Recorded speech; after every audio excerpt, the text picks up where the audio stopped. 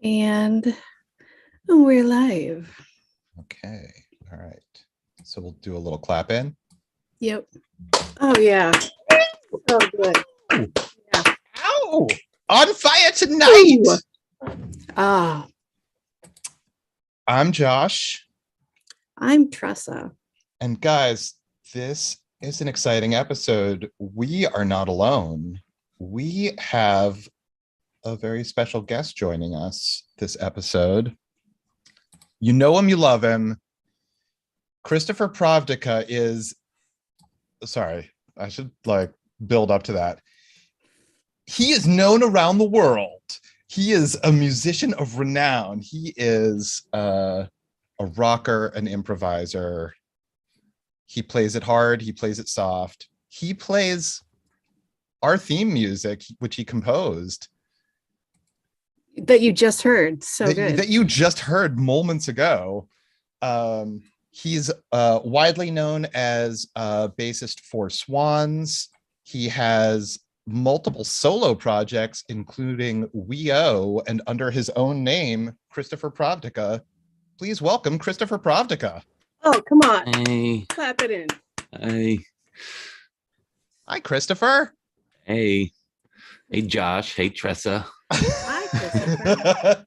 Thanks for joining us, and thanks for watching Kingdom Episode 1, Season 1, Episode 1, the very first episode. Yeah. A pleasure. You get to kick it off for us. Yeah. So start talking. All right. Here we go. Just start running. I love that. I love the show, and I forgot how much the first episode was like the reason I like that show. It has it's a good kickoff. Right, like they set up so much, and like these characters are great. They establish so much in episode 1. So Christopher, you've seen this before? I think I watched all. I watched all the seasons. I didn't finish the movie that came out. Oh. I didn't complete that. I've been old manning that one. Keep falling asleep watching it too late at night. Dude, you're in store for a good one. I promise. But love the season. I was glued to that show. I'm not a huge. I love zombies, but I've seen a lot of zombies, so it was like took the way it works made me want to watch that one. Nice. I am obsessed with zombies. I know it's not cliche. I know people are sick of zombies, but I will never get sick of zombies. I love them so much. Yeah, I like all the iterations of zombies. Yes. The two horror things I always associate most with Halloween is John Carpenter's Halloween and Night of the Living Dead. Night of the Living Dead is like the quintessential Halloween movie to me. Absolutely. I think that was the first zombie movie I ever saw when I was like fourth grader or something. They used to play it on MTV. Anyone can play it too. Yeah. It's public domain. You can do anything you want with it. It's great. Right. There's that crazy one where it's all just overdubbed, like What's Up, Tiger Lily? Nice. Yeah. We bought a DVD back in the 90s, my husband and I, and it was like all over the cover was like new soundtrack, a super cool new beginning. And it was the biggest piece of shit I've ever seen in my life. They had like modern day doofus film students in a lab coat, like, I can't believe that you poured this, blah, blah, blah. And all the new music was like really shitty rockabilly. Oh my god, it was so bad. I was so mad. They tried to give a little backstory, a little prequel action. It didn't work, but Return of the Living Dead worked really well. That was a fun one. That was you know what, to quote a friend of mine, it is the Citizen Kane of movies. Oh nice. Old Louisville.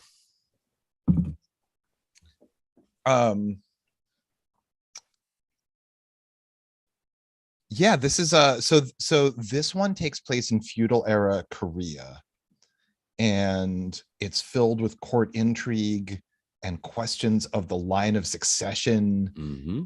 And it's within the first episode we established that it is a sprawling story that takes place like over a vast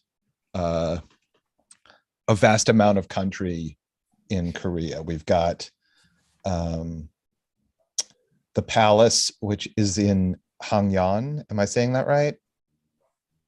Yes. And then we have a village in Dongnai, which it's like 300 kilometers away. Yeah.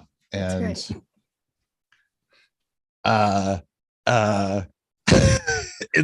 it starts off so fucking ominously. This is shot so fucking beautifully also. In the hospital in the woods. Right. Everything about this show just it feels like super fucking high production values. It says a Netflix original, which they just license it from some Korean thing. I'm sure that's right. Yeah, it's definitely a big budget thing. Yeah, I think that it was a major big deal in Korea when it came out. At least in South Korea. I don't know if it's come out in North Korea. I'm guessing no. But I need to have closed captioning on at all times. And it was distracting because I think that closed captioning was what's the word? A little bit off from what they dubbed. From the dubbing, yeah. Translated. Yeah. Translated is the smart word I was looking for. Yeah, there's different things that happen. Yeah, I think that it was translated straight from the Korean, and I think that the audio was like trying to match up with the Korean, but also the lip syncing, so That's it's right. just a little bit off. They choose different words to match the lips a little bit, and then yeah. If you're listening, I did that too. I watched it. I originally watched it with the Korean audio and the subtitles, but last night I watched it with the dub and the subtitles, and it was that was a fun game. Yeah. Right, it's confusing because I need to read along.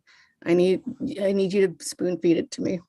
Sorry. Well, like for example, in the overdub, the character of the nurse is the nurse, but if you have subtitles on, she is the female doctor.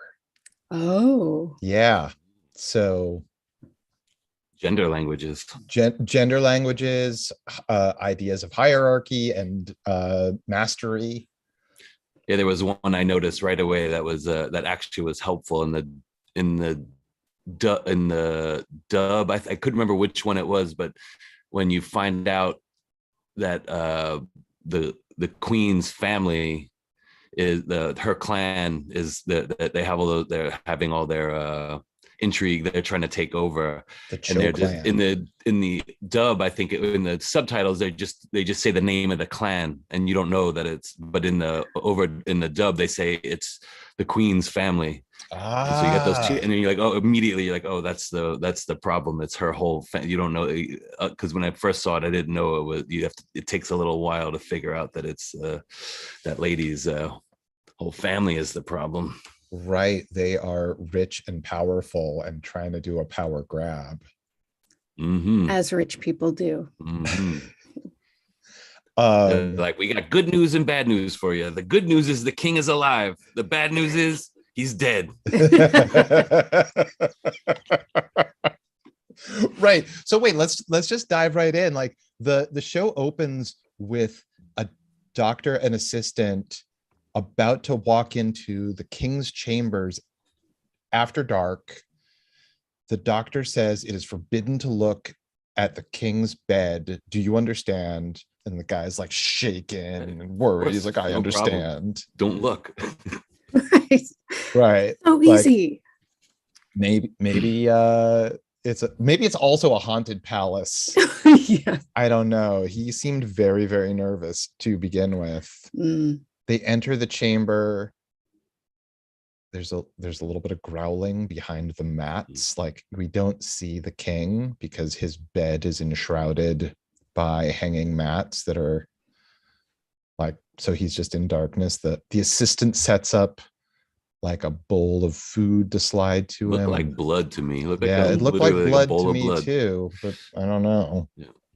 Yeah. The doctor's preparing his acupuncture needles. And how is that going to happen though? I mean, I know they showed at the beginning they were doing acupuncture on what looked like a corpse, but he was obviously not tied down. How is this acupuncture going to take place? What's going on here? That's a great question. So like that credit sequence, does that exist within the time and space of the story? Is that does that take place before the action of the first scene, or is that like a stylized stylized symbolism? That's what I took. He has isn't there I remember seeing it last night, but there's a thing with frankincense in the mouth. Oh yeah. They like had, yes. I don't know what. And he's not, and the body is not zombified. It's just all you see is the eyes turn white. That's right. And he looks otherwise healthy. Yeah. And they're doing but I'm confused by the doctor's mindset in the beginning, because he's very surprised that of what happens. He seems like he doesn't know exactly what's going on, and I'm assuming that the acupuncture is to make him normal somehow. To maybe that whole scene where the frankincense in the mouth and the actual acupuncture, maybe that's the point where he turned. Maybe because it seemed like he had turned in that scene because his eyes opened and they were white. Maybe. I got the impression he'd been like that for a minute. He would, because I think he had passed and they brought him back. He got smallpox. Oh wait, do you think they brought him back? They're the reason the father-in-law had the doctor give him this thing, and that brought him back so they don't lose the seat of power. Right. So this is like some spoilers for some stuff ahead that we will learn. Oh, see, I haven't seen it yet. So god damn it. No, I'm just kidding. Right. So right now, it is a little confusing. I feel like they throw away a little sense to just have some drama in the beginning. It doesn't make, unless I'm missing exactly what I'm confused by the doctor in the beginning. Right. So he seems more confused than he should be about what's going on. He's been brought in specially, like he's not the palace doctor. He is like the specialist that they brought in because he's renowned. Yeah.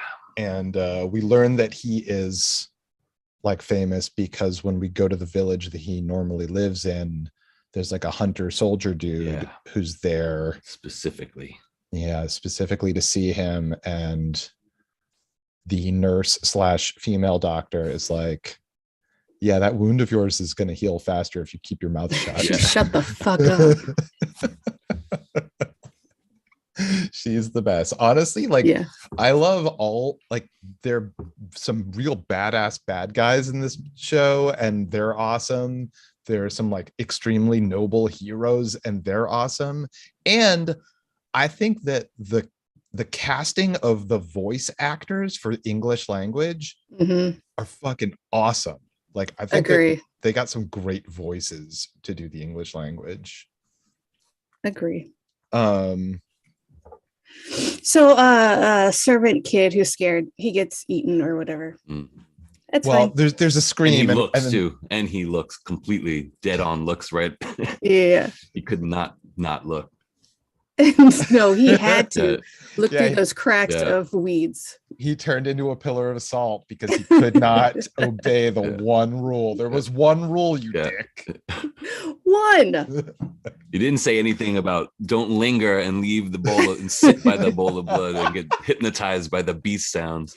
Yeah, he should have been more specific, is what we're saying here. Right, there's groaning and growling. Yeah, that doctor has a habit of being very non-specific as the show goes on.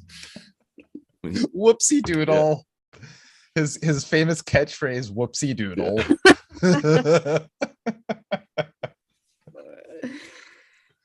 So after this, somebody is putting up posters all over town that says the king is dead, etc. And this is when we are introduced to the army guy. What's his title? The commander. Is he a brother? Is he the brother of the? I think we will later learn that he is like the queen's brother, or possibly cousin. I'm not. It's been a little while since I've seen the full show, and Tressa is a noob. How far did you get, Tressa? I just went to play it today, and it looks like I got about 2 minutes and 20 seconds into the show the first time I watched it. So this is all new. On a previous try. Yeah. Got it. Yeah. So this came out, just to give a little bit of background. This came out for American audiences pre-Panini. Mm-hmm. So, one of the awesome things about this show in 2019 is that this zombie apocalypse is treated as a plague. And that plague plays a little bit different post 2020. It's different. Yeah, there was some I think the best scene in the whole season happens. I don't remember what episode it happens in, but to me the big money shot is that, well, because we should go back and say that there's a difference between this zombie show and a lot of zombie shows. The way they handle the zombies is that they're nighttime zombies. Oh, right. And in the day they crawl up into hole. They crawl up into holes, and they like kind of dry out a little bit. They turn into like, they look like they're dead, completely dead. And then when night comes, they all come back and go, which is kind of the thing that makes it so great. It's this has very specific rules. They're great about following the rules, and like we see that introduced because like, so just jumping to the end of today's episode, like the entire village in Dongnay, which is starving, and sick they're like people, there's like famine because of like ongoing wars across the land. They need permission to eat. They need permission to hunt. Yeah. So like the hunter soldier guy, while the nurses were out gathering herbs, took the physician's assistant's corpse and threw it in the soup. Long pig. And told everybody that he had hunted a deer and served up soup to the starving people because, you know, man, was it delicious. Yeah, he's a soldier guy and he's seen some shit. So like he's had to make hard choices previously in his life. We see everybody, like, it's such a fucking joy to watch them joyously eat. Disagree. It was disgusting. I fucking hated it. They were getting all that gristle. Yeah, I mean, because you the audience, there's the dramatic irony of we know what they don't know. Yeah. And then there's like extra close-ups on their mouths, just like God, loving it, enjoying nutrients. It. At last, nutrients. Yeah. So then the little girl is the first one to succumb to the poison flesh. We see a mother breastfeeding who's oh, can I get some more of that delicious soup? Please, sir, may I have another? The nurse / female doctor, we got to just decide on a name. Yeah. Just call her nurse. It's shorter. Okay. That's in the English language version. So the nurse grabs the dude and is like, what the fuck? And she finds the finger. Finds the finger. She's about to have what smells like delicious soup, but in wonderful comic fashion, a finger joint washes into her ladle and she almost pukes. So she corners the dude and she's like, what the fuck? And he's like, I've made hard decisions before. I did what I had to do.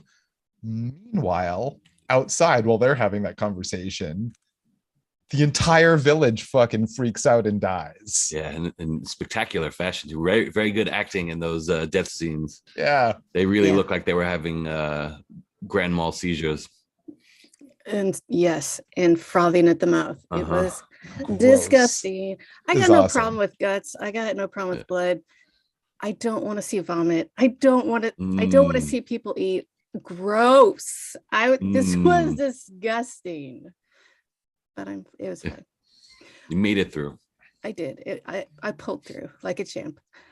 You guys brought up that these are nighttime zombies. I did not realize that. Yeah, it doesn't happen in the first episode. No, it does though. Because night falls during that conversation while the nurse and the hunter soldier are in like they're in a barn or something Yes, having this but conversation privately. But you don't see the zombies go dormant and like look for their little hole, hide under the roots of trees and they just drop. Yeah. I assumed they were just turning for the first time. Yeah, and it's subtly done, but it's at night when they transform. Yes. And that explains why his assistant was not a zombie in the coffin that he brought him back in. That's right. Because I was like, oh, this guy's got to be a zombie. Oh, I guess not. I guess he's. And he didn't get a chance. He got how would you call it? Rendered. He got rendered. Right. Oh, and also like it may just sort of fly by as like normal, but his coffin is extremely tied up. Oh, right. Well, I just because the doctor knew. Yes. Yeah. But I just automatically assumed it was because he's on a stupid rickety horse carriage. I don't know. Yeah, the doctor comes in. They're like, "What's that?" He's like, I have 0 words for you people. Yeah, they're like, "What happened at the palace?" And he's like, "Nothing. Absolutely nothing." He leaves them with the body. Like, he didn't take care. He just got like, that guy has like no what do you call it? Damage control. 100%. He's like the one person with the knowledge of how dangerous this body is, and he's like, yeah, just untie the casket. I'm sure it's fine. Wanders off to like consult his scrolls. Right. He's got some journaling to do. But so back outside of the village and in other parts of the country, there are like postings going up that the king has died and like long live the new king, which is the king's son. The son by a concubine. He's not the son of the current queen, who's like a young woman about his own age. Right. Even younger. She's probably younger. Yeah. And she's pregnant. She's like 26 months pregnant. She's extremely pregnant. And she's like, when I give birth to the prince, he will inherit the throne. And so there's like a question of, is the prince himself conspiring against the line of succession, against the queen and her offspring and the Cho clan, the nefarious Cho clan, or are the Chos like trying to set the prince up to get him out of the way because he represents an existent danger? Well, he also mentions towards the end that once the new prince is born, they're going to kill him. Yeah. Was that like a metaphor, or are they actually going to kill him once? No, I think they have to kill him because otherwise he's in danger. Well, then what's the point? Like, the prince should absolutely fuck everyone. Yeah. Well, but he's noble. We meet him. Yeah. Everything about him, this guy is noble. Because his mother was a concubine and not so he has like he has a little bit of sense of both. So he has a big respect for the how things work and the honoring of the system and who's in charge, and he doesn't question that stuff. Yeah, like so if he's to be killed he's just like that. I'm to be killed, but he definitely senses that he's in danger, and the queen is playing it hard. She plays it real hard, cold. Yeah, she's such a bitch. Yeah. She's such a nice queen. Dude, such a bitch. Yeah. Like, he's apparently been holding vigil outside of the palace for 10 days without eating or sleeping because he hasn't seen his dad, and like he's worried about his dad, and like no one will let him in or see him. And she's like, you have respect for your father, but you don't have respect for your mother. Go away. Right. She's like, get lost, dude. Maybe the reason you don't have respect for me is just because your brother that's on the way. Yep. You know what? That guy was my favorite thing actually and I realized watching Chang, the Crown Prince, the reason I like him just right off the bat is because he looks like Stephen Chow to me. He knows from Kung Fu Hustle and Shaolin Soccer, the awesome Chinese director. He looks a lot like this guy to me, and immediately charms me just on his face. Yeah. By the way, this is like an extremely attractive cast, just like all around. this is like Korean hottie central. Korean Melrose Park. Is that a combination Melrose Place and Fenway Park? Yes, it's the one where they play baseball. Do you remember that one? That specific show that I just made up? Because I forgot the name of that other show. I thought you were. I don't know. I wasn't trying to. It was only like 60 years ago, that show.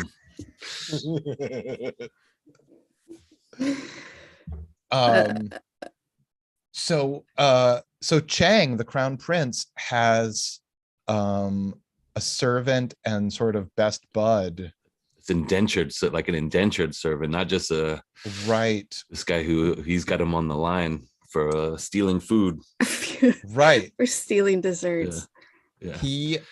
So the fact that he's getting blackmailed for desserts, I love it. I mean, it's a high crime to fuck with the food sources of the royalty. He was like, so we're not getting meat pies?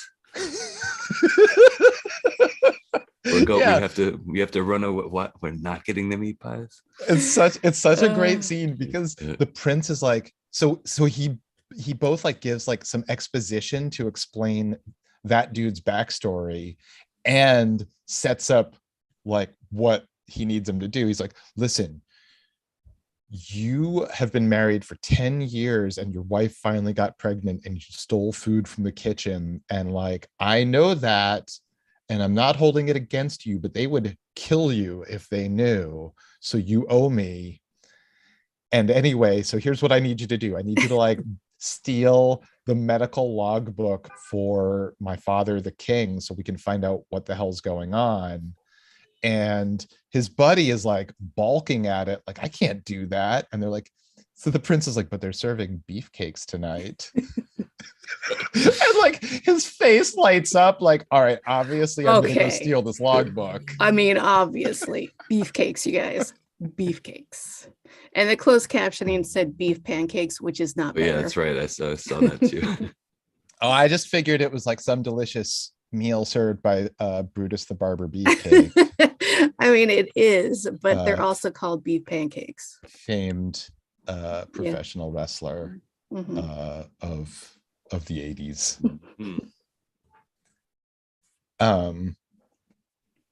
So the prince, so Chang goes in, like he sneaks into the palace to see his father, but he's actually the decoy.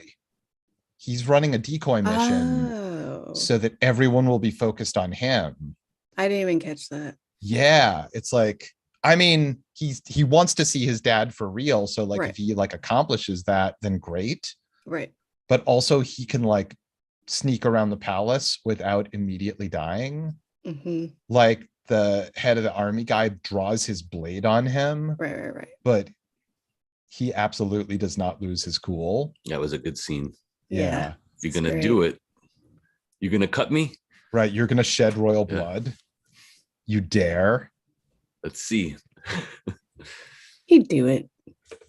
Oh my God, we've already seen him like decapitate like multiple people for nothing. Yeah, for nothing. On a horse. Yeah. That's talent. I mean, come on. Right. Like, so he questions, he's like, who put up this poster about the king being dead? And like some random villagers that he stopped are like, I don't know. And he's like, say that to me again and I will decapitate you. And they're like, I don't know. He did say it again. It's like, I swear. Blah, blah, blah. So like he gets a little bit more information, and before he rolls off, he's like, oh, I made a promise. Cut your head off. If nothing, I keep my promises. Right. I am a man of my word. The Cho clan are devious, but we're honest. They always pay their debts. Yeah, this is like This is a show that once it hit Netflix, a lot of people were sort of advertising as, if you loved Game of Thrones and you want like, big sprawling storyline and court intrigue and like some aspect of Living Dead, of magic or whatever, magic like, zombies, this is going to satisfy. I think is way personally, I think it's way better than Game of Thrones, but it's definitely more satisfying. Yeah. It hits a lot of marks real quick. That scene I was referencing earlier, getting ahead of the whole story, which I just think is the coolest part of the whole series, is when before the outbreak takes complete hold and they have all the dead bodies in the court in front of everybody. And and the people, and then I think the nurse and the soldier guy are trying to tell everyone they're all about to like wake up as soon as the sun goes, and everyone's like, yeah, right. And you get to watch in like real time as the first one goes and the utter shock and the mayhem that ensues is great. It was all the tension building up to that one moment is spectacular. It's a very like thriller moment. Like the choreography, start dancing, is the acting on the zombies is real. The physical acting is really good, like the seizures they all had dying, and then when they all run into their root under the trees and under the floorboards, and then when they come back to life, it's very, very good physical acting. So this episode ends with such a great cliffhanger. Like in the village, the zombies have all come back, and we see just like half a zombified face through like the screen, that like we're seeing the nurse and soldier's perspective of this like bloody screaming zombie who's like, ah! Yeah, because so far by the end of the first episode, it's contained in the hospital village. They're not outside yet. They're locked in. They're all just locked in there. And the palace, perhaps, if the king is zombie, but we haven't seen him. Just hear him. We saw his hands. We see his dirty work. We see his bite marks all over that dude's body. Wait, what?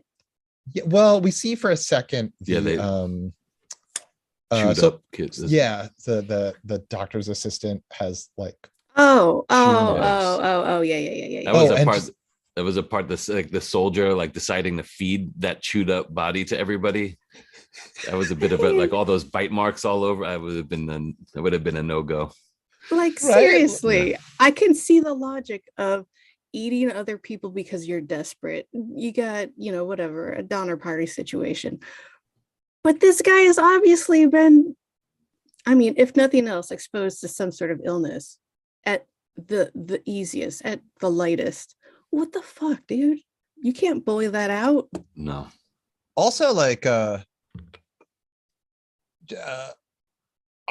okay, so none of us is a doctor. Speak for yourself, Josh. Okay, sorry, Dr. Tressa. I didn't go to 10 years of dictionary school to be called Mrs. Thank you. Dictionary school. What? Sorry.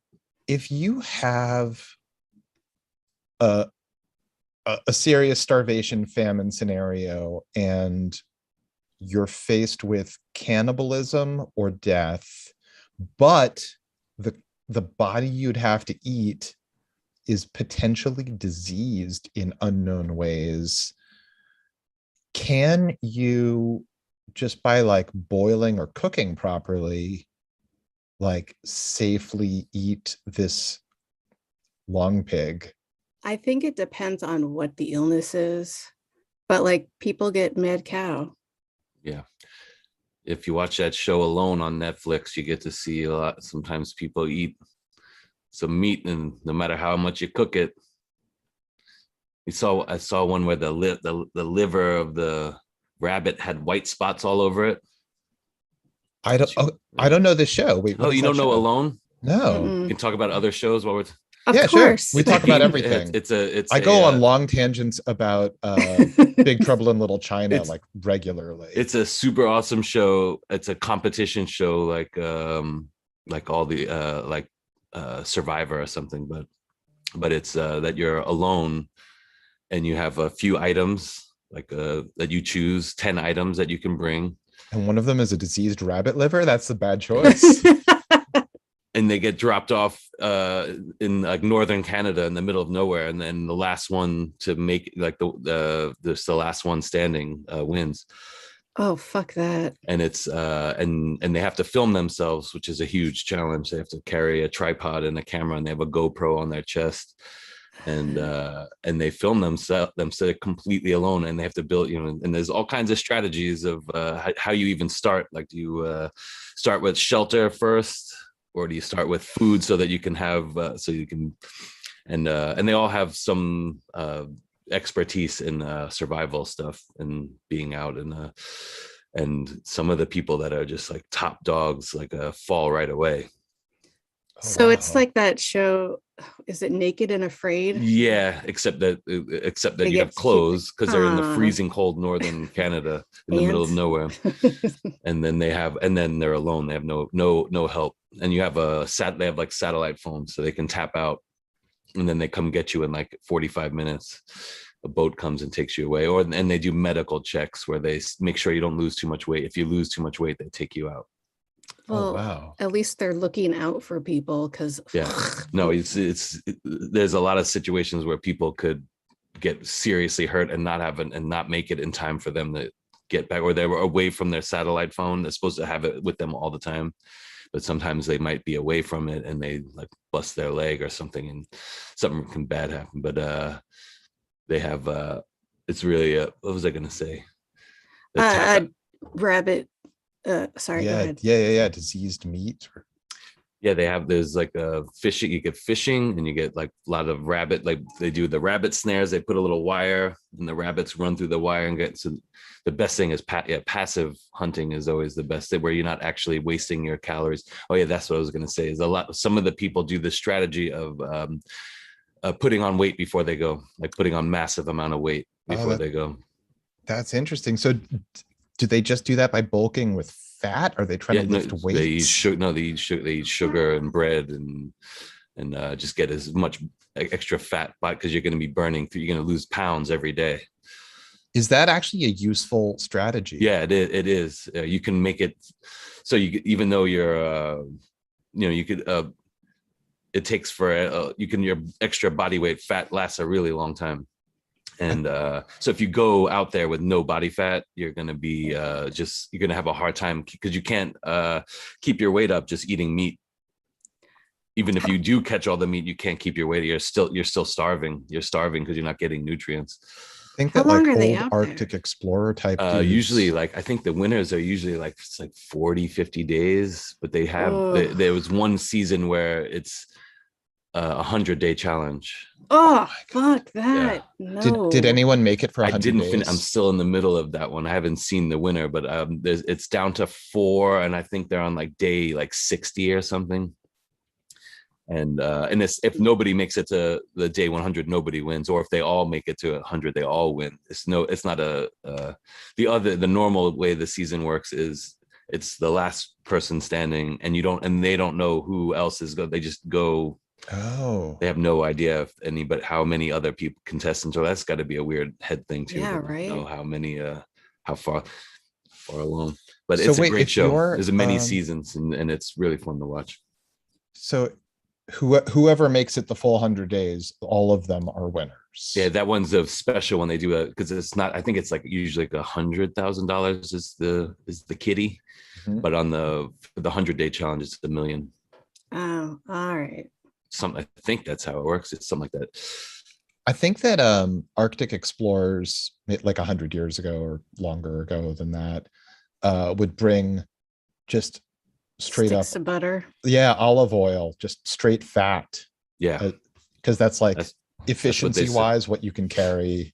It's like the highest calories. That's all they talk about is fat, getting the fat from the animals. Oh my god, it's the most important thing. Fat. You get a stringy rabbit with not much fat, it's not helping you that much. You're starving the next day. You can eat the whole rabbit and you're starving.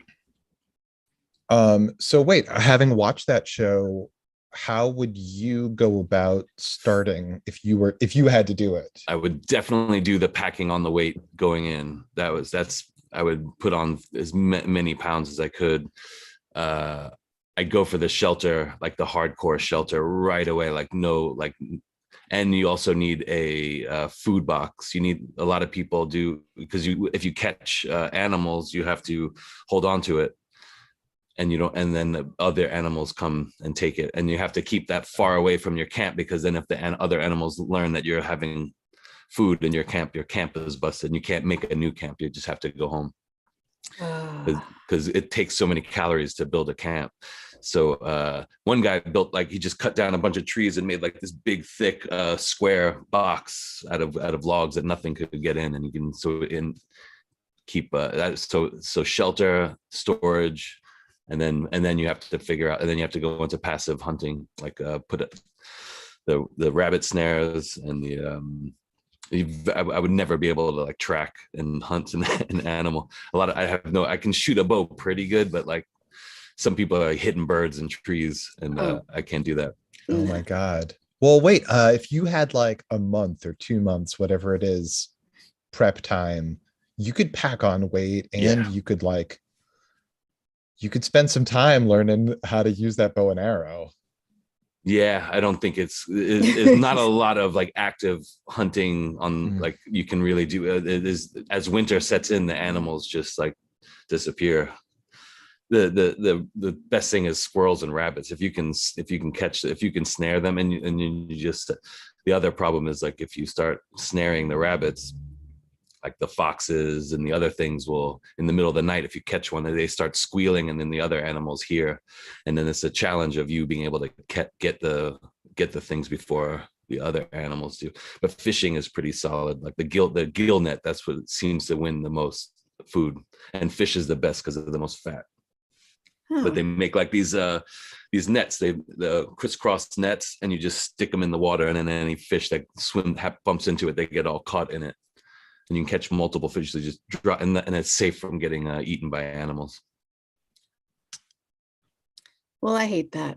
Yeah, I'm fascinated by it. Yeah, the bears come right up to these people, and the wolves and everything. So, I mean, the wolves, that's the scariest thing. I would, if wolves were coming around, I would just go home.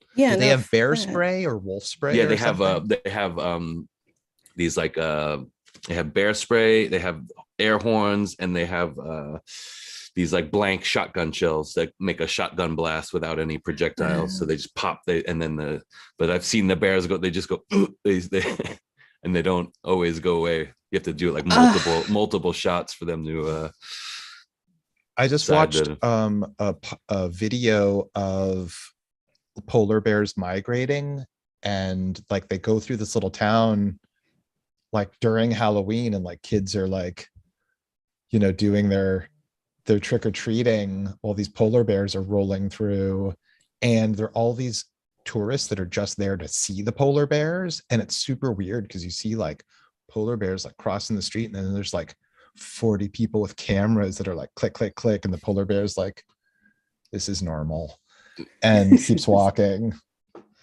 I thought polar bears I thought polar bears were like the deadliest bear. Like, once you see them, you're already dead. I mean, grizzlies are pretty close, but I think pound for pound, the polar bear is stronger. Yeah, and they don't give a fuck. Did you guys read about, this is like maybe 5-10 years ago, a town in Russia that got taken over by bears? Of course, it was Russia. Were they all riding tricycles? like big hairy gay men? Well, so no, it's like in Siberia, and there's like a nuclear power plant there, and so like bears who were losing their habitat were drawn to the heat from like the water that was like the runoff from the nuclear power plant. But there's like a town there, and then there was like uproar, like we have to save ourselves from these bears. But the bears also like the symbol of Russia, and so they're like, no, like we must honor these bears. And there's like crazy stories about like people getting into like a one-on-one fight with a bear in their own basement, like just like a pregnant woman that like beat up a bear. Yeah. That reminds me of, I mean, let's take this further on, down the tangent line, but the person that introduced me to you and vice versa, we were roommates for a second, and we lived in the most disgusting apartment in the world in northern Chicago. And it was the most infested with roaches I'd ever seen in my life. Was it really? It was, because I stayed on your couch for disgusting. For months. No, did you really? I don't yeah, at one point I was driving cross country with my friend Bill. And I remember that. Anyway, we got to you guys in Chicago, and then we just didn't leave for a really long time. And you guys could not have been more magnanimous hosts. Thank you. But I don't remember that place being infested with cockroaches. Yeah, it was disgusting. Like, there were at least 5 in the bathroom every single time you went in there. The sink was always just, ugh. And he refused to do anything about it because they were living things. Oh yeah, I forgot. He had so many. He was a big fan of Joe's Apartment movie. Yeah, loved it. He would not shut up about it. He's like, I hear their voices. They're my friends now. Well, speaking of, Christopher and I lived together. Actually, this is the most important thing that Christopher is covertly known for, not really known for. Longtime listeners of our show will know that I once lived at an address where the landline spelled Studs 97. Of course. Christopher and I lived together at Studs 97. Yes, we did. Well, that explains it now. That's why it was Studs 97. Right. They give you that number on purpose, obviously. Along with Kevin and a cat named Mostly.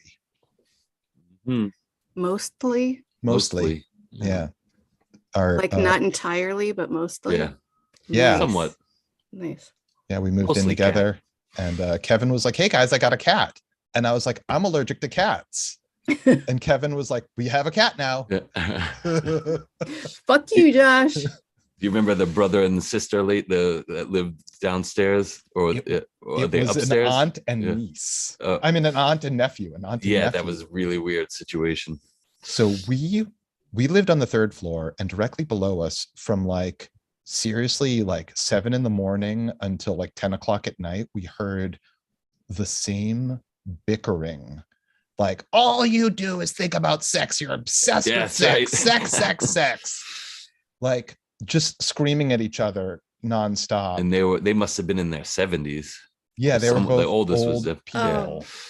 And we thought they were a married couple, but they were an aunt and nephew. Totally normal argument to have with your nephew. Also, at 70. And they were newspaper hoarders. The place was full of newspapers. The cat ran into their place once. I remember I had to go get the cat out of there. No. And then you never saw it again. Is that how we learned that they were aunt and nephew? I don't remember how. I mean, we're talking 5 billion joints ago. So sometimes Kevin and Christopher and I would either be listening to music or playing music, and the bickering couple one day came up to complain about the noise we were making, and my default was oh my god, I'm so sorry. But simultaneously, Kevin was standing right next to me, and Kevin doesn't give a shit about anyone but Kevin. And he was like, fuck you. We have to listen to you assholes fight all day and all night. We're not turning anything down. And I feel like he was right. No, he was right. Absolutely. I do remember especially about the cat. That apartment cost, I think it was $800 a month. It was $875 for a 3-bedroom. Yeah. Total. Yeah.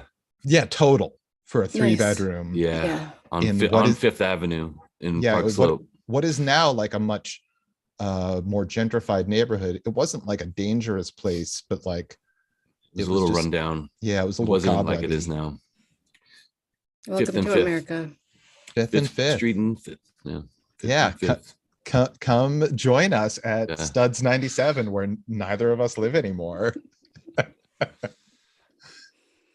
We definitely never paid that phone bill or the electric bill or the gas bill. Just ran it all up and then ran away. That's what you're supposed to do. I mean, how old were we? 20? I think I was like 20. Yeah. I was 20.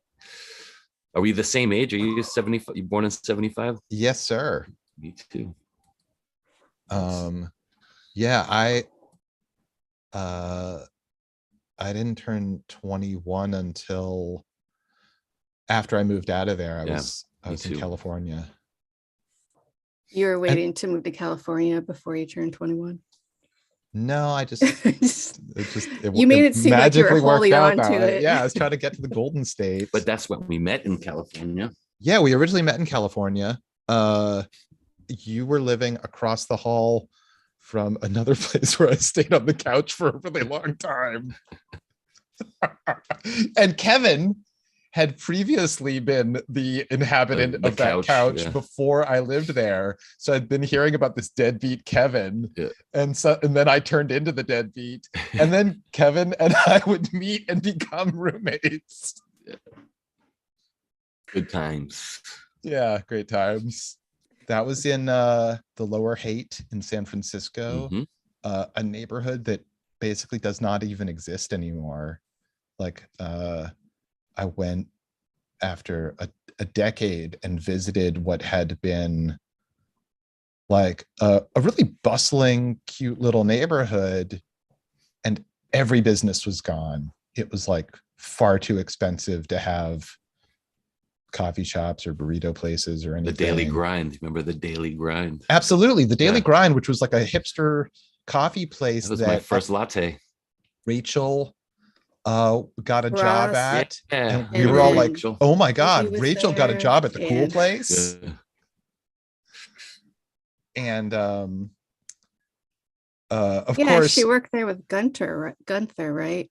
And her boyfriend's name was Ross, and Ross's sister lived above the coffee shop, and then also Chandler lived across the hall.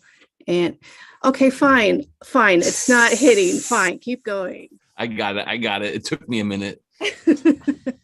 No, unlike that show you're referencing, Rachel was Asian, a thing that I don't think we ever saw on the show Friends. Oh no, Ross had an Asian girlfriend for like a minute.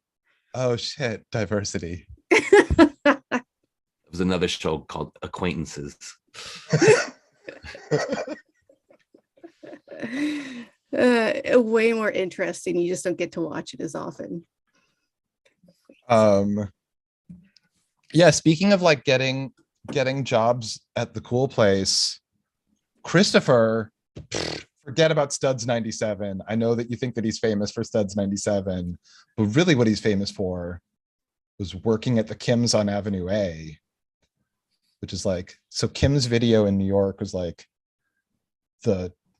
I don't know how to explain it if you didn't experience it. At a time when video rental was at its peak, Kim's Video specialized in having foreign and hard to come by films and just like indie filmmakers that like video shop had almost no distribution. Nice. It was and like sections were set up by director and decade and not new releases and comedy and yes, and the employee picks were actually worth watching. Yeah. Nice. And we were all trained to be surly and uptight about everything. That's why it was cool. Honestly, so I spent like all of my free time hanging out with Chris while he was at work at Kim's Video. And like I remember, like I have like sense memory of that store as if I was getting paid to work there. That's how much time I spent hanging out with Christopher while he was like literally doing his job. And I'm like, Just blah blah blah. The hanging out guy. There was a poster of Gerard Depardieu that had been it said Gerard Depardieu behind the counter. Oh, how dare you! Christopher got really good at pull-ups. I remember you were doing pull-ups on a pull-up bar there. Yeah, I think that sounds familiar. And also, my biggest takeaway of you as like, you know, giving anyone sort of guidance on movies, they would ask you about any movie, and if you knew, you would give your honest opinion, good or bad, whatever it was. But every time they asked about Showgirls, you were like, it's the greatest movie ever made. It's better than Star Wars. It's better than Cats. I'm going to see it again and again. I laughed really hard at Showgirls. Showgirls was very funny to me. Showgirls was great. Yeah. And I love Verhoeven. Although, wait, does that did he put his name on that, or was that an Alan Smithy film? No, not an Alan Smithy. Okay. Yeah, he owned that one. That's some hot stuff right there. So wait, I just want to bounce back to the show. No, not even to the show. I actually want to bounce back to so we're talking about like, is it safe to like cook something that's diseased?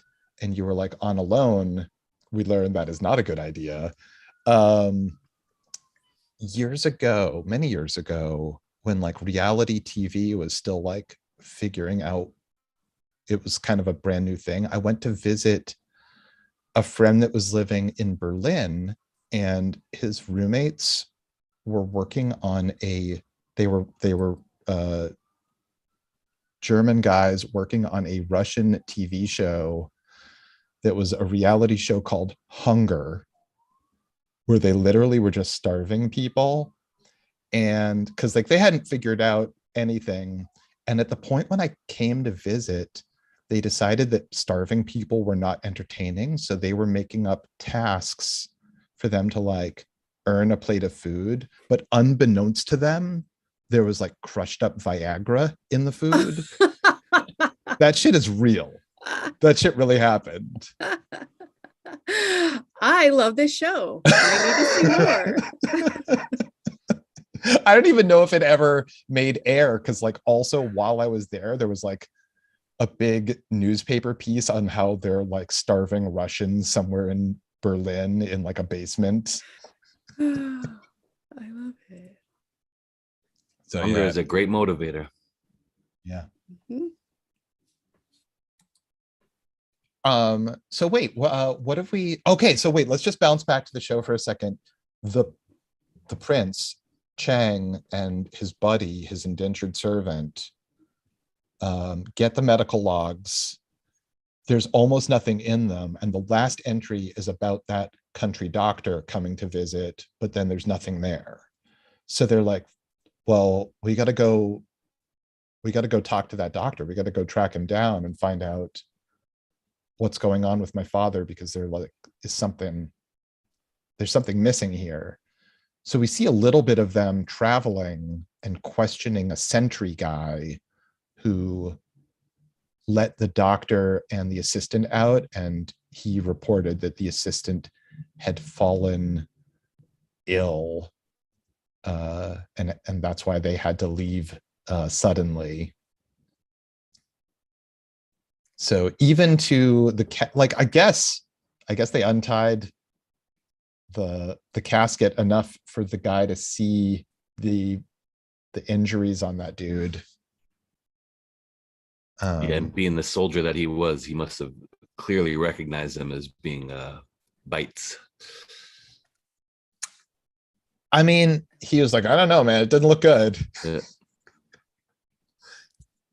Because they hang on the subject of how badly the body was. The nurses with her her assistant going out there digging up roots, and she's just like, I can't get over how badly that body was messed up. Keep thinking about it. Yeah, it was messed up pretty bad. I was expecting worse, to be honest. The way they unveiled the body in the coffin and they took the lid off, everyone was just like, "Oh fuck!" Yeah, but it looks like scratch. It did kind Yeah, of yeah. look like scratches. Maybe that was like fingers, because fine. here's the thing: if you open the casket and it's like you're missing half the face and like the arms ripped off, maybe that leads to the soldier deciding this is not viable food. So the body has to be intact enough. I mean, I'm just rationalizing. I think one of the things you do see is like you see bite marks on the face. You see like chunks miss, like at least like definitely tooth-shaped missing pieces. But it wasn't very. They flash it really quick. They didn't. Yeah, do it much, was very quick. Yeah. The question is, could CSI Hangyan identify that as like the king's teeth? Yeah, they have the dental records.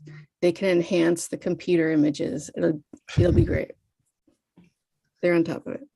So something that we haven't touched on at all, which is like possibly the whole reason the show exists, is the showcasing of amazing hats. Yeah. Yes. Lots of cool feathers. Yes. All these dudes have amazing hats, and some of them have feathers that are like 3 or 4 feet tall. And they just look so awesome and so badass. Yes. I did not realize, or at least it took me too long to realize, that the reason they're so high is because they're wearing their hair in buns underneath them, which neat. Yeah, the crown prince has like a hairnet. He's got like a do-rag thing. Yeah. So when the one guy cuts off that guy's hat, the prince's servant's hat, did he cut off his bun? Is that why his hair just like fell? Yeah, then he had a bad Dutch boy haircut. Oh, that's a great detail. Loved it. It was a huge insult. Obviously.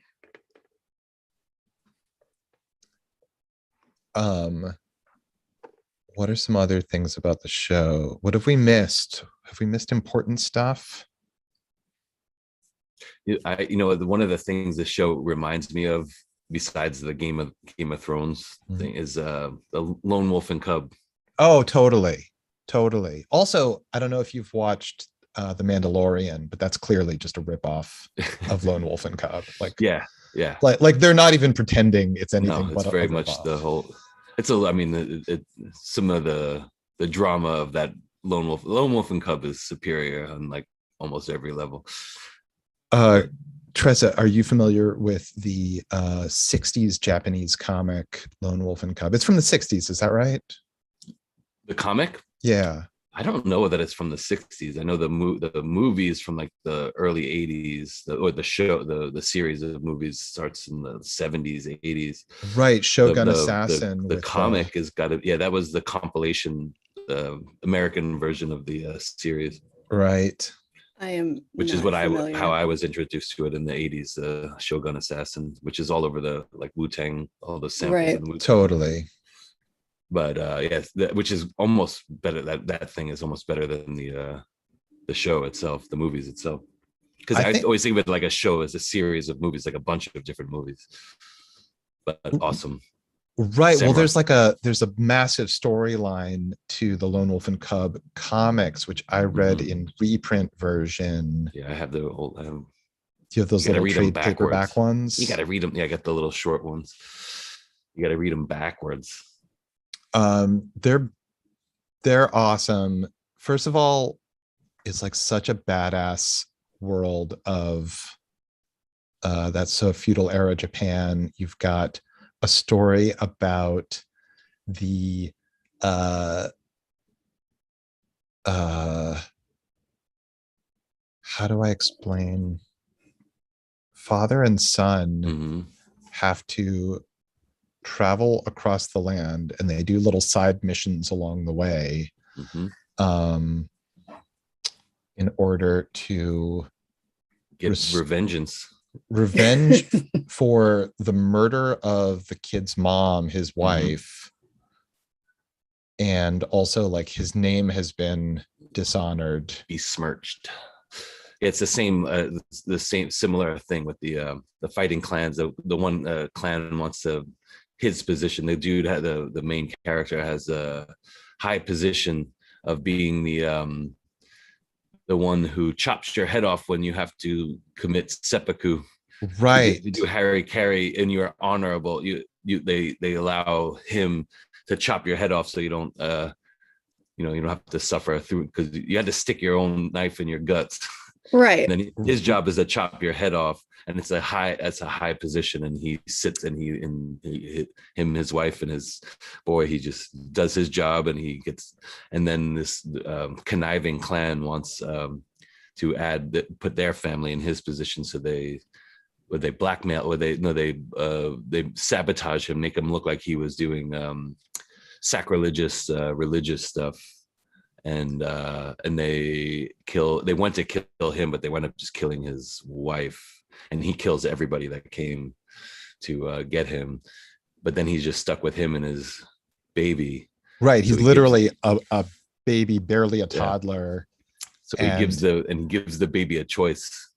He puts the ball at one end of the room, and he puts the sword at the other end of the room, and he puts the baby in the middle. And he's like, if you choose the ball, I'm gonna kill you right now, and I'm gonna go like kill everybody I can that did all this. Right. He's already committed himself to Mefumado. Yeah. He lives in he lives in hell already. Yeah, he's a demon. Refers to himself. Then if you choose the sword, you'll roam the land with me as a demon, and we will kill, and we're just going to kill everybody we can. And of course, we'll get vengeance together until vengeance is done. We will build a mountain of corpses. Yeah. And then the baby chooses the sword, of course, because it's very shiny. I think that's bad parenting. I don't know, just me. It just seems like a bad. And then the kids, the baby's stroller becomes like a character itself, because it's like a death stroller with like swinging blades out the side. He could like run through a crowd and like chop people. The kid, even the baby, has like controls inside the stroller where it can like pop out knives and kill people. There's also like an early machine gun that the Gatling gun. There's a Gatling gun that he builds into the carriage. So he's literally like pushing a stroller down the street. And it's also a Gatling gun, and it's fucking awesome. Yeah, and you can't find them. They're not on any streaming services, those movies, I don't think. That doesn't surprise me. Yeah. Because like to find them intact in their whole versions. I've never seen them intact. Where I think they might be is on the HBO one, because I think they have I think they're in the Criterion or the TCM. I think they were in TCM for a while. Oh, that's cool. As their original versions, or is the movie, not the Shogun Assassin? Okay. The original movies. Like the Shogun Assassin, I think, is like an abridged version of like the first two movies or the first three movies. Mm-hmm. Awesome stuff. And I think there's altogether 6 or 7 of them. Tressa, I know that you're illiterate. Yes, but you like pictures. I love pictures. The artwork in these comics is also like top tier. I'm personally not a huge Frank Miller fan, but he clearly like stole half of what he does directly from these comics. I don't know if he's a friend of either of yours. I hope I'm not speaking out of turn. I don't think he has friends. I think all those bridges have burnt.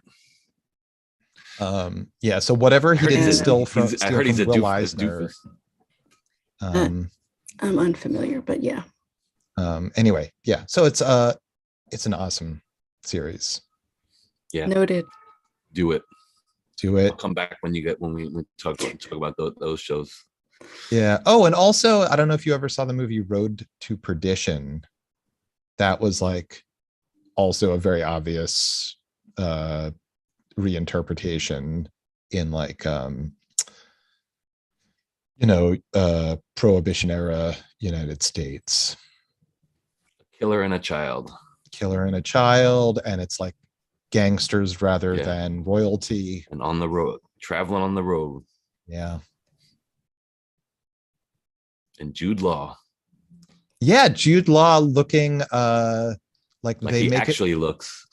Is that how he actually looks? I think that's how he actually looks, yeah. Oh, I thought they got to save a lot of money on hair and makeup. I remember being so surprised that they show him as this bald guy because he is such a matinee idol. Yeah, in the 50s he was.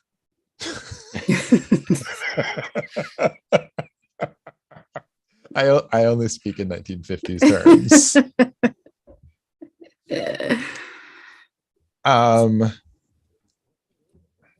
Guys, let's just before we have to go for today, I just want to talk a little bit more about music that you're working on, because it's so awesome that you were able to do music for us, but you're also doing like at least one solo project right now. Are you currently performing under your own name or under WeO, or both? I haven't done a show with I've never done either yet, but I've booked one under just my name. So I'm gonna do a show in St. Louis on October 26th. Oh, it's coming up. Yeah. This show may not come out I can push it out. I can push it out. But I make records under WeO that I don't 100% have intention of performing live, but after I do this, I'll see. I don't know. I feel like just playing by myself, it'd be hard to pull off WeO, but I just call it just do my own different music, and they'll have some similarities. For people trying to find the WeO project, that's on Bandcamp, and it's spelled WeOWE. Yes. I'll put the links in the show notes too. Awesome. Oh, wow, that's nice. I mean, it's what I do. Lovely. And I just finished the new Swans record too. Dun dun dun. Can you tell us anything about it? Is it a state secret? I said, I finished it like it was. Let's see. What can I say? There's multiple bass players. I play with another bass player, Dana Schechter. So there's some bass interplay, and nice. Night of the Living Bassheads, and Larry Mullins from the Bad Seeds and the Stooges is playing drums and keyboards, and Phil Paleo from My Time in Swans is back on drums as well. So there's lots of 2 drum sets and 2 bass players. There's lots nice. Love it. And I think it came out great. I heard so far the mixes, and I was I had a heavy emotional response to it, which I think was because it was really good, but I might have just been had some really weird pent up stuff going on. But I had a very emotional response to hearing it, and I couldn't stop listening to. I mean, I will only listen to it the once because I'm afraid that if I hear it again, it'll undo some reality will come in. But it hit me extra hard, and I listened to the whole entire thing top volume, and I'm excited for it. I think it's going to be good. It should be out in spring. Awesome. That's exciting. That I want to ask you more about not wanting to spoil that first impression, because I know that feeling when you and not even necessarily with stuff that I've personally created, but when you read or watch or listen to or just interact with some piece of art for the first time, and you have just your neurons are firing in a way that they don't ordinarily fire, and you experience that, and part of you just is what if can I make this feeling last longer by doing it more, or do I spoil the magic? by looking too close. And I mean, that's something that I personally grapple with anything. And like, what is that like for you as someone who has a magical feeling, but it's specifically a creative work that you not only contributed to, but will have to presumably perform aspects of again? Yeah, I mean, it is very different than I think what you're describing, because one, I'm super familiar with all the material already because I was there in the creation of it, and each piece is like becomes, you work on it for so long, it's like there's no real mystery there. It's just how it all came together in the end, because I wasn't there for the mixing and other musicians did overdub, so wasn't there for all that. But the meat and potatoes I was super well acquainted with, was and so it wasn't like I was hearing it for the first time, but I was hearing like how it all came together for the first time, which is, I think, the thing that normally can be frustrating and somewhat disappointing. And you work, because you have your own sense of how you want it to, you heard it, how it got to a point, and then in my imagination I can see where it would go, and then where it always winds up is nowhere near where I feel like, and usually, and oftentimes that's the place where people are really happy. Right. I think if I had which is like, I'm a little nervous, like if I liked it so much, does that mean that nobody else is gonna like it and people are gonna be disappointed? Or is it's either a good sign or a bad sign, the fact that I liked it so much? Normally it's like I would say there's some amount of disappointment or like frustration about like I have my own imagination, and I want to have it fulfilled, but but there's too many people involved with it, with their own visions of what it's going to be. And when I'm working on my own stuff, I don't even think about that. It's just like I just do whatever I can. I'm not trying to accomplish anything specific. I'm just throwing whatever I can at it and trying to make it stand up. And I don't have those when I'm a part of a bigger machine.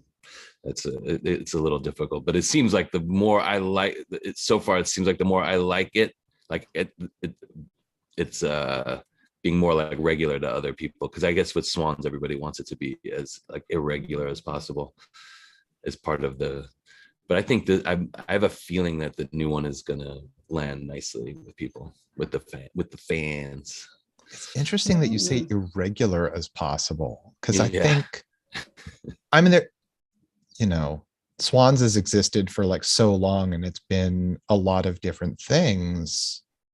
Like, I feel like you could be a Swans fan that like loves some albums and wouldn't even recognize other albums as being the same group. Yeah, there's a little bit of that going on. I think the heaviest hitting Swan stuff is the stuff that is super left field. And the more odd the sound, like not even just the songwriting, just the way it sounds and the arrangements are all to the most popular stuff is, or the most impactful stuff is the stuff that's not coming straight down the middle. But there's some Swan stuff that is pretty straight down the middle. You think so? Straight down the middle? Yeah, straight down. Like, here's a song. It's got a rhythm. It's got some melody. Got a change here and there. But like the 40-minute epic Wagner pieces where it takes like 20 minutes for a word to happen. I think those are the ones that impress people the most.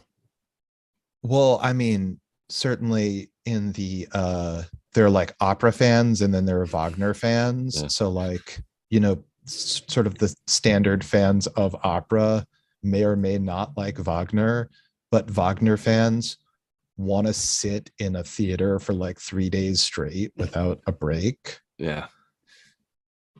I'm always amazed. Yeah, it's similar with Swans fans. We play for 3 hours and people just stand there and watch us play for 3 hours, which I find physically intense how they can pull that off.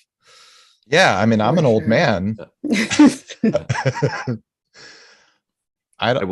I was there, I'd have to move away. I'd have to do. I can play my bass, no problem. I'm right. I'm moving with it. And time makes no sense when you're on stage. You have no sense of time. Right. But to be in an audience for 3 hours, that would hurt. Everything would be hurting. They're not moving. They're not like walking around, dancing or anything. They just stand there. It's like, imagine watching Lord of the Rings extended cut standing. Oh God. Right.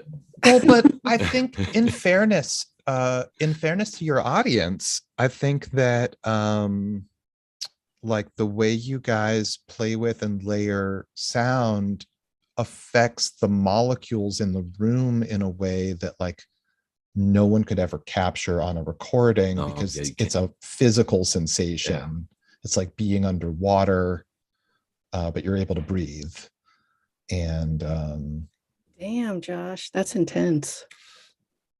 I mean, Tressa, have you ever been in a place where like, you know, you look around and the sounds are making like your visual field vibrate? Yes, we've all done acid, Josh. It's fine. Yeah, as a bass player, that thing is like a real thing. You can't. I find it's difficult to. What happens live with a bass can't be recorded, or at least you'd have to play it through a giant PA system with giant subs to achieve that. How you guys listen to your own, like listen to music really loud sometimes? Sometimes headphones, speakers. Yeah. Car. Yeah. I honestly rarely. I have a whole audio thing, and when I do listen to music really loud, it's at the gym, and it's usually 90s house music, because that's how I roll. Yeah, I mean, I have to turn up so I run a lot, and so I listen to music or audiobooks a lot while I'm running, and then like I'm in a very loud city. So even though I have noise canceling headphones, I'm maxing out the volume to a degree, and I'm only getting what, you know, a little earbud in my ear is capable of producing. So you have speakers at home? No, actually I just play stuff through the TV. I have a pretty minimal setup. And Tressa, speakers at home? Oh yeah, my husband is a sound engineer. He was actually in a band with 3 bassists and 2 drummers called Behold, the Living Corpse, years ago, like the 90s. I think I know that name. You might, yeah, but they were lots of fun, and I get the whole, like, the bass, it's just gonna wrap around you, and beat you in the most comfortable and loving way. Yeah. The air has to move, because air doesn't move in headphones. That's right. Just but when you have speakers, you can push some air around. Yeah, for sure. I like to sit right in all the vibrating air. It's like waves. Like I like the big, like in the ocean, I like the big waves. I don't like the little bass going on the bass side and getting the little bleep, bleep. Snore. I want the big. Yes, knock me over. Yeah. All right. Guys, we are so honored to have had Christopher here with us today. We've been talking so long. It's like morning time, and it's like the fire's gone out. We're having such a nice time. It's like smoldering. Yeah, I think the zombies are about to wake up. Sun is going down. Yeah, Christopher's with me. And it's like the fire's smoldering. It's almost gone, but it's still there. And so it's like smoldering in the morning. So Tressa likes to do this thing where she pushes my buttons at the end of every episode because the name of our show is On Fire Tonight. That's right. I feel like she is intentionally confusing our audience. No. Because our conversation is the fire. The fire doesn't go out and we got boring and then the show just petered ground to a halt. No, but we're going to be leaving, and that's where the smoldering comes in. The fire keeps burning. We leave them wanting more. We end on a high note. We're fucking raging. We're fucking blasting flames everywhere. But then when we're gone... No! No! Our audience gets to hear glimpses of the fire, but the fire is constantly raging. Yeah. It smolders. So thanks for joining us, everybody. Thank you so much, Christopher, for joining us. Christopher, you roll. Thank you so much. Lovely. And see you a little bit, probably.